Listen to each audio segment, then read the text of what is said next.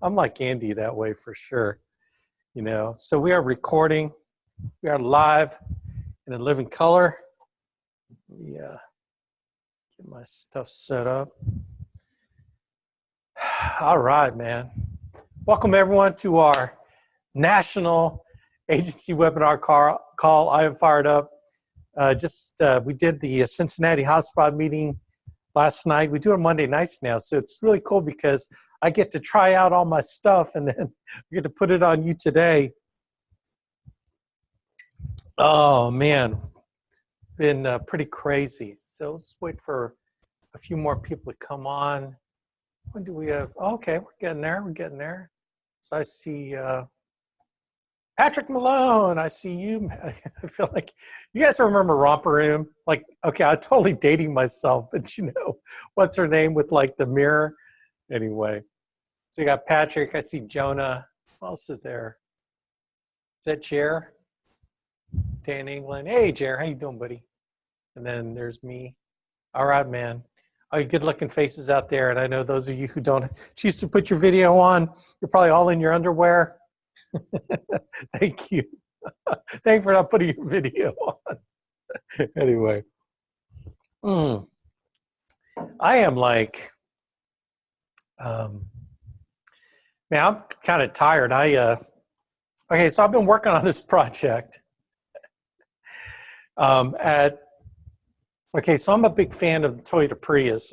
This is like the perfect college car for your kids.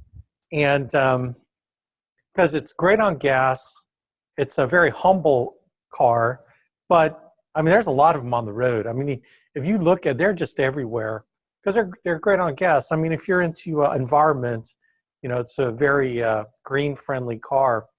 But it has this hybrid battery in it. It's like my Lexus. I got a 450H hybrid. I just like this saving gas. I mean, I'm pretty cheap kind of guy, man. I'm for those Filipinos out there, I'm half Ilocano. So Ilocanos have this reputation of, number one, having a terrible temper, and number two, they're mega cheap. They're just really cheap. And I am so much that side of me.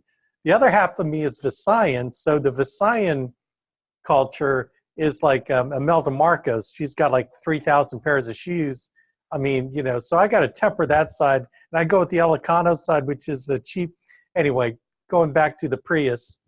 So, man, my kids, they complain about paying for gas. And it's like, hey, man, I pay premium. I also have a Mini for the kids that are at home to drive to school.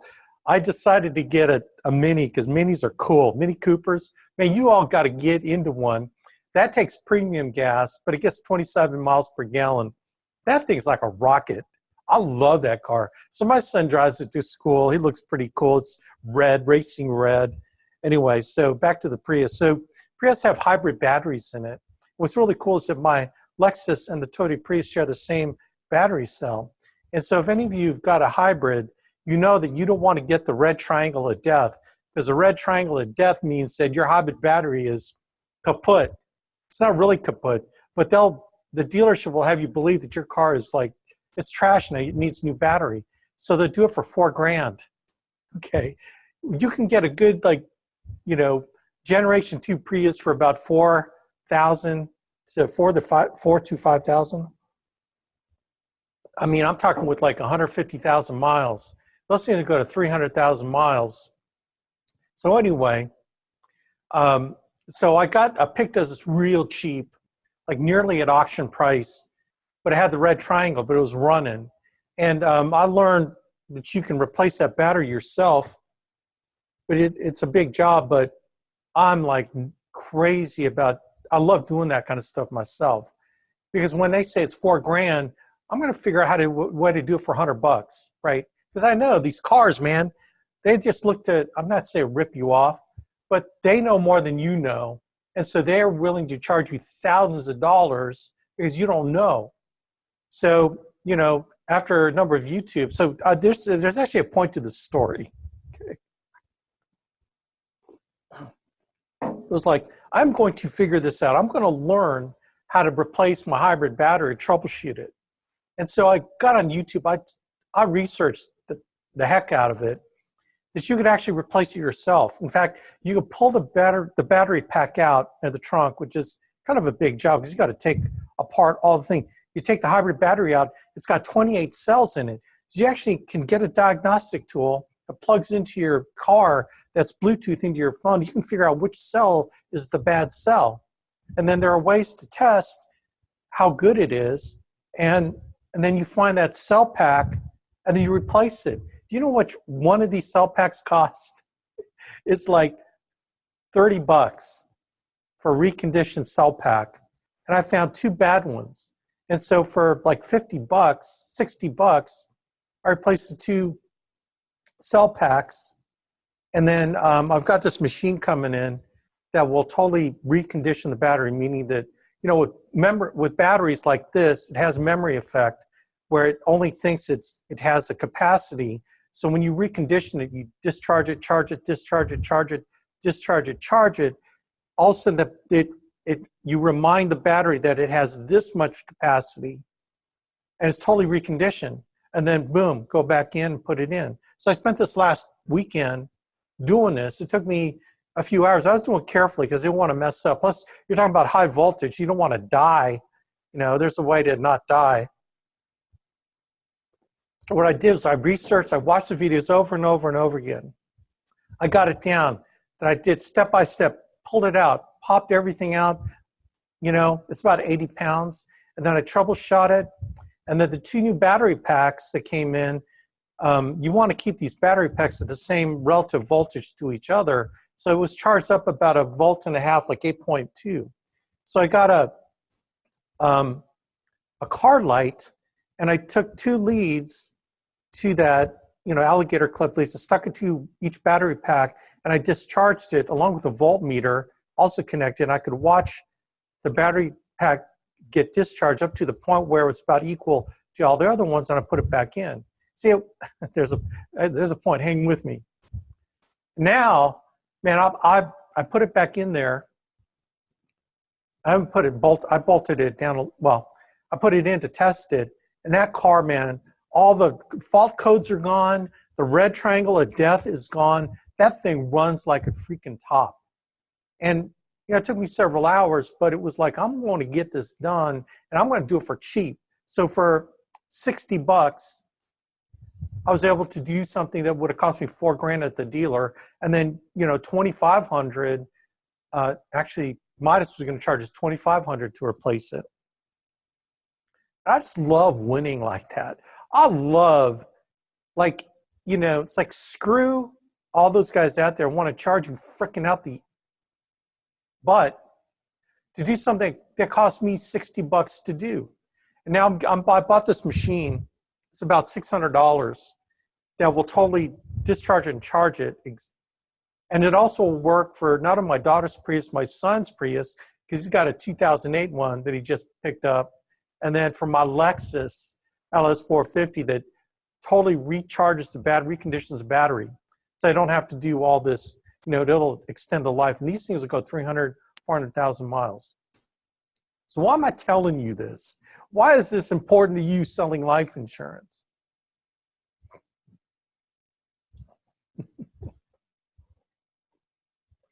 Here's why. Because I didn't know nothing from nothing. I didn't know a hybrid battery from a accessory battery in your car. But I researched it. I looked it up. Like, this is exactly how I changed the ball bearings in my washing machine. Alex, you make all this money, and why can't you just hire someone? I know I can. I know I can hire someone, but I want to learn it. I want to do it myself. I want to. I love working with my hands. I love fixing things. I am a massive fixer. I will, if something's not working, I will fix it till it's just working right. There's something, you know, and then I love saving money. It's just weird. Okay, so don't go, you know, just, that's not my brain works. I could hire people. I could buy a new car. I could just buy a new one and let her, I don't want my kids to drive a new car. I want them to suffer. I want them to drive an old car with over 100,000 miles. I want them to suffer. My kids are not going to suffer the rich kid syndrome where everything is given to them. That's one thing we grew, when raising our children, the only time they ever got gifts was at Christmas and on their birthday. They never knew that they could get anything. They never asked for toys. They never, because they grew up knowing the only time they got anything was on Christmas and on their birthday. And then if we just wanted to, we would. They would never ask. You know how your kids, when they go in the store, is Daddy, I want this, I want this. Our kids grew up grateful for their birthdays and Christmas because that's when they would get gifts. And we wouldn't, hold back. But here's my point, is that I want my kids to grow up. I don't want them growing up with privilege. It's like, Daddy, are we rich? No, I'm rich. You're not rich. I'm rich. You're not rich. You're living in this house because we love you and we're family and you can always live here and be here. But you have what we have. But when you go out in the world, you earn your way. You know what I mean? So there's a point to all this. It's like, I don't know how you raise your kids. I'm not disparaging how you raise your children. All I'm telling you is that, man, you get nothing in this world without working. And going back to my story, I was freaking going to conquer this thing. I was going to figure out how to do it. Now, maybe I could take an engine apart and put it back together. Maybe I could do brake jobs. But this just fascinated me that I could do this really cheap. And I did, man. I conquered it, and I was fired up. So what does this have to do with you? You're trying to figure out this business. You're trying to figure out how to sell insurance. Everything is around you to help you, to master the skill.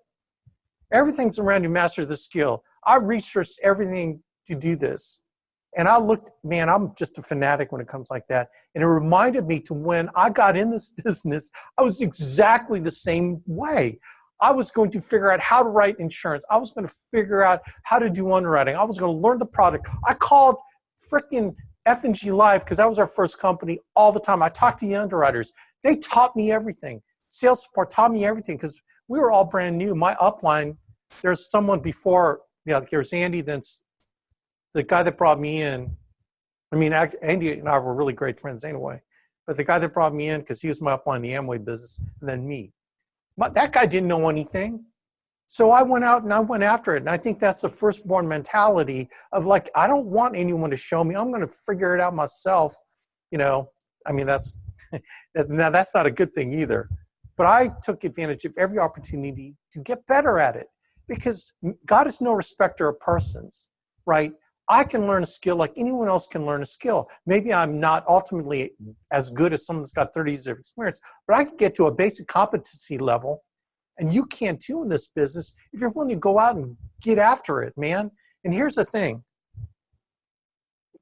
I'm not even on the leaderboard yet. You need reps. You need reps. Like football, quarterbacks, they need reps. They need to repeat the plays over, and they need to get the timing and the three-step drop back and the 7-step, and then timing, check downs, receiver 1, 2, and then the dump off guy from the backfield. They have to practice that. They can't get enough reps in practice, the backups, so they have to do extra work, right? And then when you get out in gameplay, who's starting? The starter's starting, right? Well, look, you got a chance to get your reps in. You got a chance to call your family and friends, say, hey, I need to practice my ATM. Hey, I need to call. Can I practice my call on you?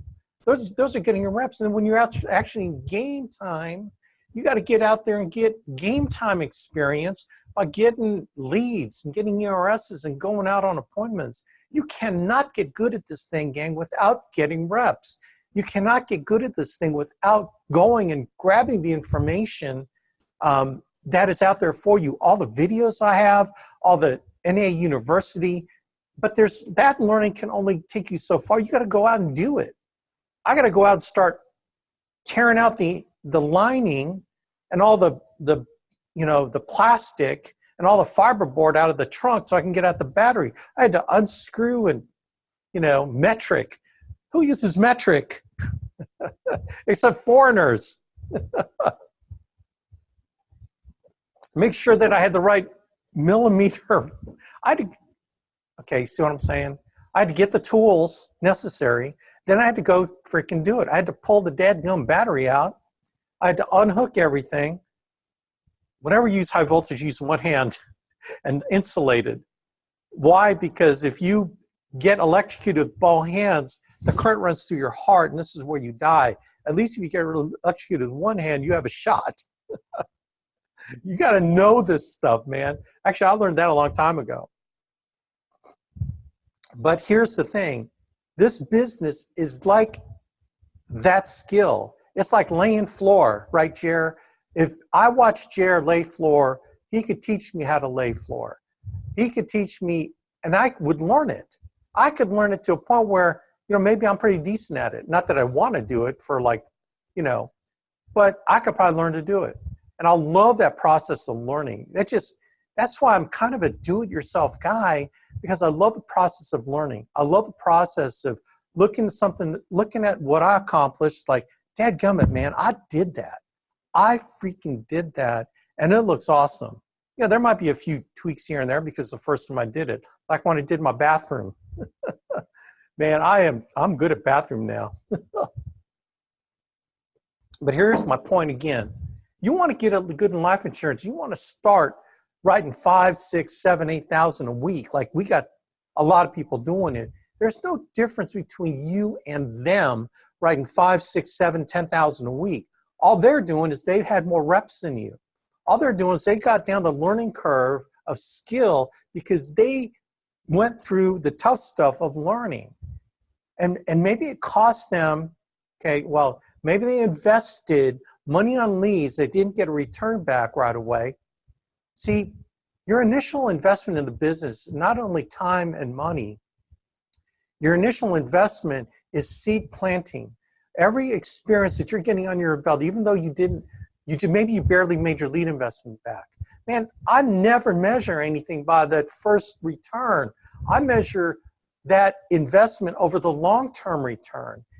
Look at it as a long game. And then you make another investment in leads, and then you get a little bit back. But what you're doing is you're accumulating experience. You're accumulating reps. The most important thing you're accumulating is experience. Reps, reps, reps. The more you repeat a skill and tweak it, the better you get at it. And then the money you're putting down today, you're going to get 2, 3, 4, 5, 10 times back the return. But it wouldn't have happened unless you went through the learning curve where you didn't get a monetary return initially, but what you got was an experiential return. You got reps under your belt that you can leverage. All too often people quit too early. They put all this investment in, and they've accumulated skill. They've accumulated a mindset and attitude. Then all of a sudden they think, this ain't gonna work. Their mindset attitude goes to the toilet. They start unplugging from meetings. They stop unplugging from things, and boom, they're gone. But all that experience and all that, failure, they can't leverage into success. See, you only go down that road of failure. Well, you always go through that process of failing and getting better, failing, getting better, right? But you go through the initial process of learning that skill once. You just go through it once, and then you get better and better and better. You're going to learn stuff getting better at placement persistency, getting finer tuned on what product to write on a particular client, getting better at closing the sale. But you cannot do it without walking the same road I walked. I look at my business, and we did, 400,000 issue paid last month, or something like that. Well, as of the 27th of May, it wasn't the full month. And that was Paris month. That was the trip month. So that's why it's down. But I look at my business, it's like, wow, after 20 years, this is what I have. I've got, all these agents writing business. I've got this premium coming in. I got a big chunk of my money just diversified over. But you don't remember, you don't know, you didn't see it when we were hammering it out. You didn't see it where I was not closing sales, where my placement persistency sucked. You didn't see it where I was recruiting people, throwing up on them, thinking I could bring them in because I'd thrown up on them, right? How awesome this business is. You didn't see me when everything sucked, right? But I went through it. You can go through it too if you're willing to have the guts and intestinal fortitude to get through the tough stuff, right? So that is my preamble to the leaderboard. Man, I hope that made sense to y'all because I'm so, man.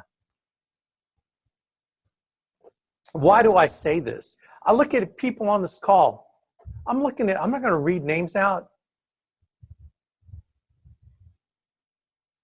Oh my gosh, man. I look at all of you on this call that are not on the leaderboard this week. I'm thinking, what is holding you back from being on the leaderboard this week? Now, short of those of you who are just getting started, you don't have your license yet. But I'm looking at all you not on the leader. It's like, gosh, all you got to do is get some leads and make phone calls and then coach with me and make more phone calls and book more appointments. You know, if this business is working for people, it can work for you. See, that's the thing. It's like you start seeing success all around you. It's like, why isn't it working? Why isn't it working for me? I remember what that feeling was like.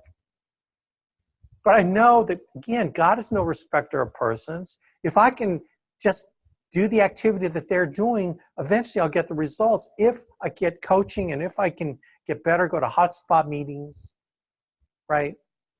I'm looking at all this potential on here. We've got 33 people on this call, man. If y'all wrote one app, we'll be exploding. You just got to hang in there, man. Got to hang in there. All right, let's do leaderboard. That was my preamble. Got me fired up, man.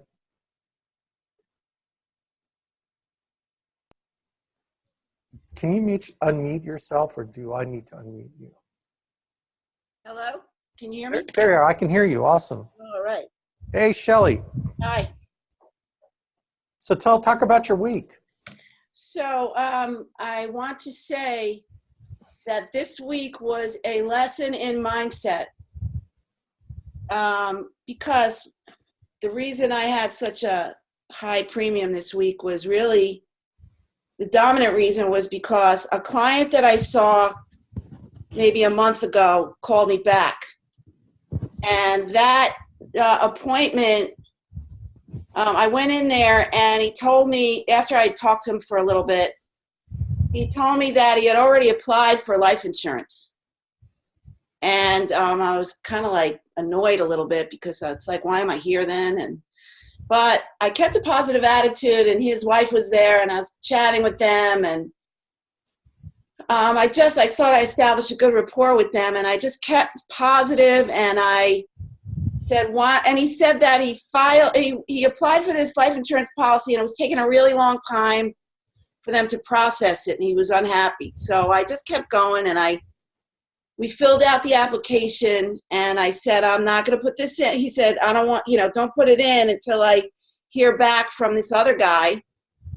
And that was like 4 weeks ago. And then I just got this call, and he said, I still haven't heard back from the guy. And I had checked in with him about 2 weeks ago, and he said, I'm fed up with him, and I want to go with you. And I asked him, I said, so if you get approved by the other company tomorrow, are you going to tell me that you don't want to do this? He said, no, I'm done. I'm done with them. He said, I wouldn't do that. And the guy's a business owner. So he appreciates what's going on. So I trust that that's not going to happen. But I just kept positive, and I think a lot of agents just would have walked out. And I did not do that because I didn't know how much a premium was going to be when I first got there. But I just thought, this guy seems like he could be a good client. So I just stayed, and I took the time, and I filled out the application with him, and I just stayed positive. And it's a good lesson. It's interesting how you focused on remaining positive, and because you could go the other way, right? I get attracted to negativity. It's like a magnet to me. And I'm learning not to do that. And it's not easy. It's just, as you say, like as you evolve as an agent, you learn how to, and reading books and, getting around positive people. Right. You know, Right. habits start with a trigger, and then the trigger turns on your automatic response. And so what Shelley's talking about, and I know because I have a temper, like I said, I got a wicked temper, and it's usually from sports, is that there's a trigger and then my temper goes off. So I got to control the triggers, and the response from the trigger, I got to disconnect it. And what Shelley's talking about is the triggers that cause her to go negative. She is aware now of what the trigger is, and then she disconnects her automatic response, and then like cuts that off, and it's like, I got to react differently now. And then once you start reacting differently, all of a sudden that trigger will produce the new habit, the new response, the new attitude, the new mindset. But it has to come by, number one, being aware, and then cutting it off. So getting around people like at hotspot meetings and reading the books we read and listening to conference calls and getting on a webinar call like this will get you like in the right mindset to like snap that response. So that's out of all this, that's one of the most important things, Shed, I think I'm proud of you about, is like staying on the track of being positive. And I also learned this from Dora Wysocki. I don't know if any of you guys have heard that name, but she's in my hotspot. I'm friends with her, and she's all about not breaking rapport. She will get no-showed 4 times and go back there and be as nice as can be, and she's all about not breaking rapport. And I learned that from her. That's awesome. So that helped me too. I love it. Good job. So that was a $341 a month policy for Transamerica. And that's a whole life.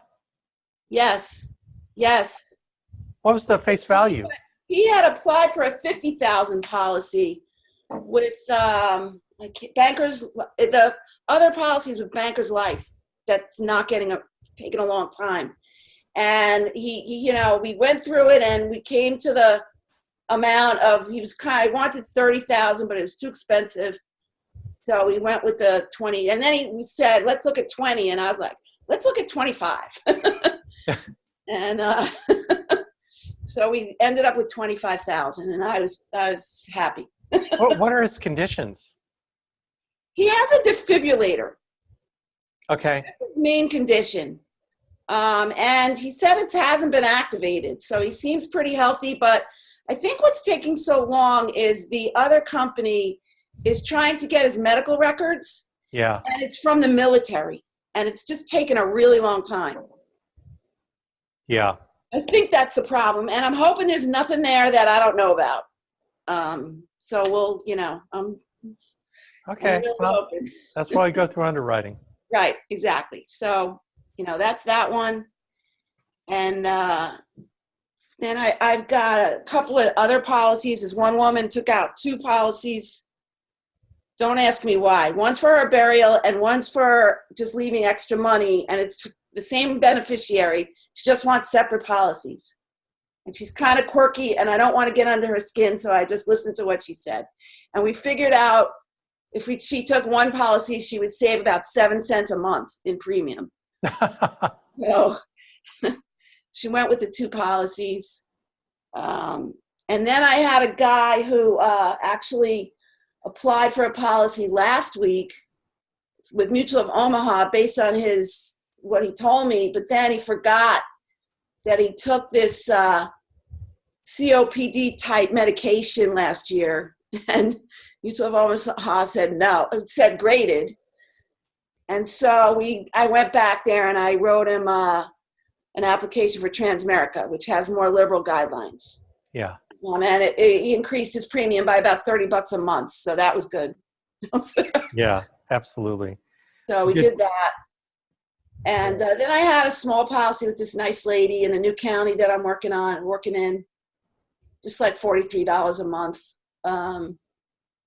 So that was my week. Awesome. So there are a bunch of new people on this call, and all kinds of levels of getting started. You know, brand new, maybe they haven't got their license yet. You know, they're just getting started into the boot camp, maybe going through a few of the modules.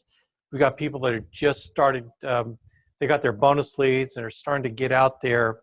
You know, that initial process, like that process you went through, Oh yeah. getting started with us. Like, did you have to know everything before you start making dials? I thought I did, You but thought, no. But I'm a very controlling kind of person, and I like to be in control, and you have to let that go. I had many stomach aches. I had, it's not pleasant, It's kind of joining a sorority or a fraternity, I think. It's like you're getting hazed. The clients will haze you. You have to develop a thick skin. clients will haze you. That is so funny you say that. Especially in New Jersey, they will smell blood, and they will, I do remember for the kill.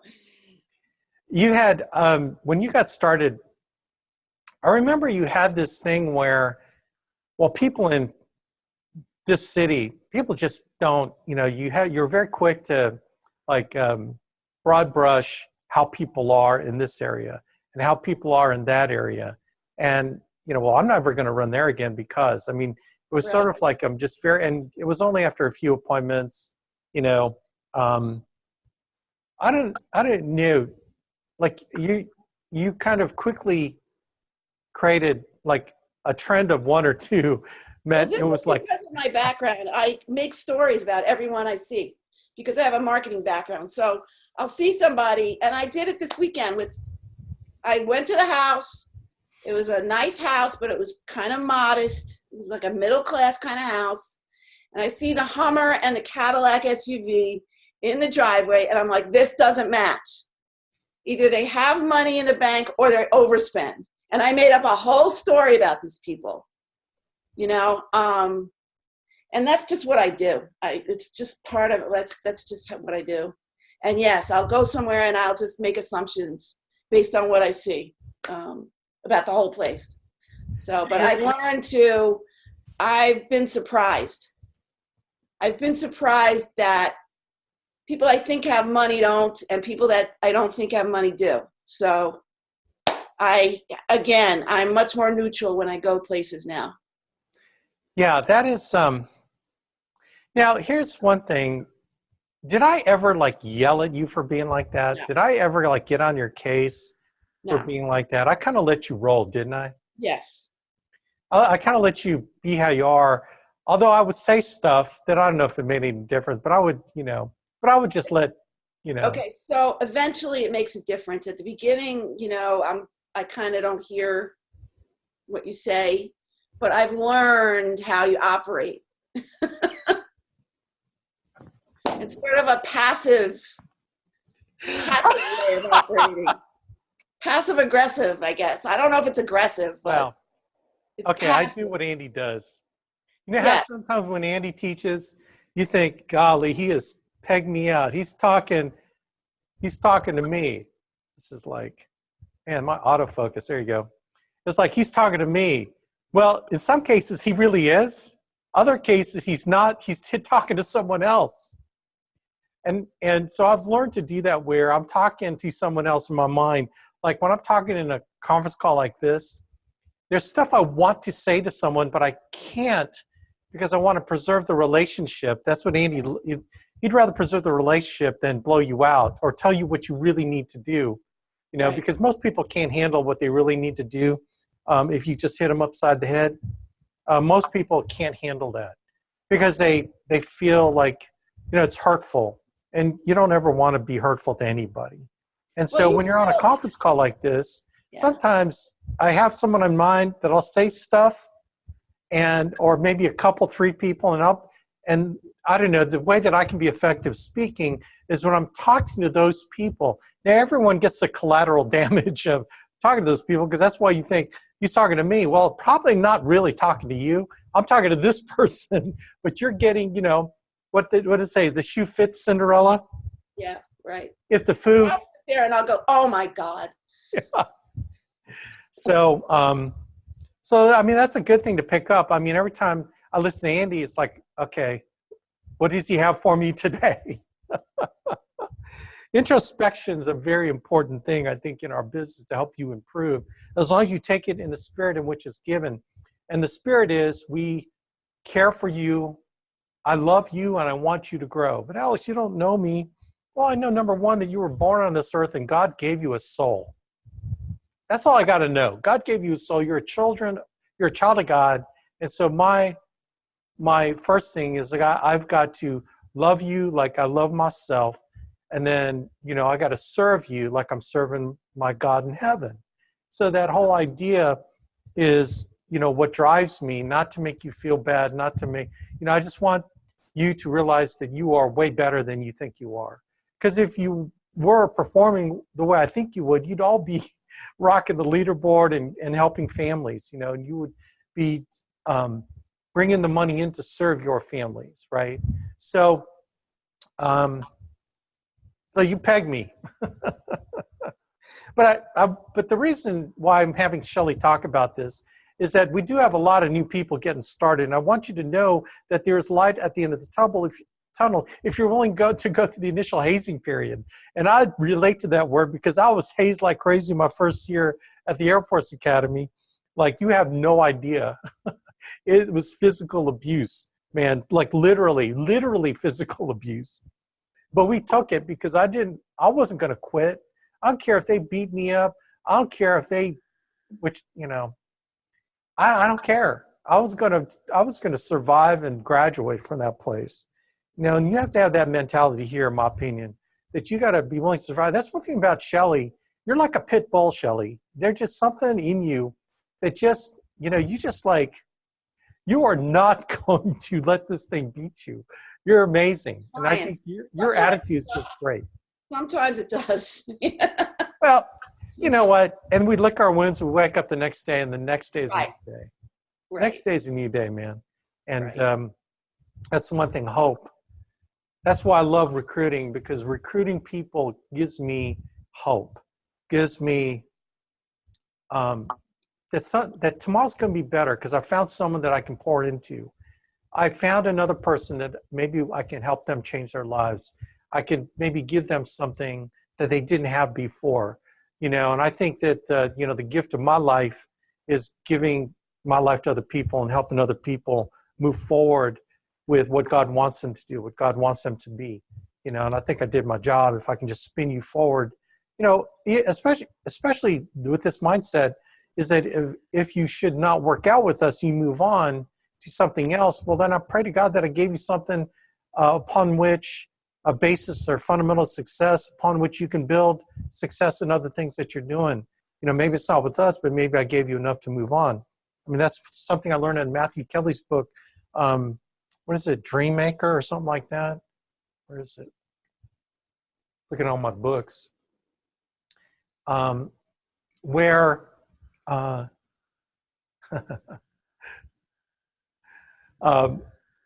where if you really truly believe in helping people, sometimes you got to help them maybe move beyond you and your company. So, if that's the case, I'd love to keep you for sure. But, if I'm truly wanting to do it for your benefit and not my own, well then heck, if you learn something here and move on to something better, God bless you, man.